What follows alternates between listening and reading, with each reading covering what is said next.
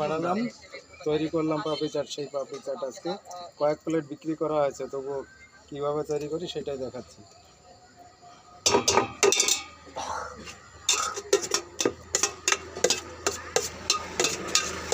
তোমরা দেখতে চেয়েছো কাকা কীভাবে তৈরি করো পাপড়ি চাটটা।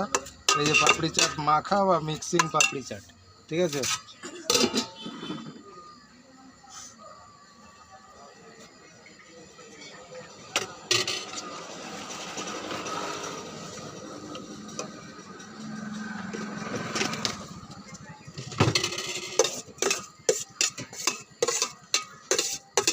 ধরো এটা মিক্সিং হয়ে গেল দই দিয়ে, আলু দিয়ে, মশলা দিয়ে, লবণ দিয়ে।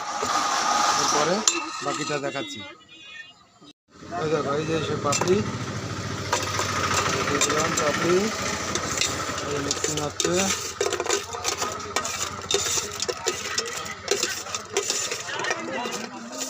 পাপড়ি চাট মিক্সচার কেউ খাওনি, এই যে সে পাপড়ি মিক্সচার।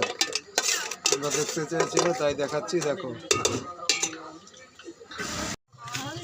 প্লেটটা দেখাবে 30 টাকা।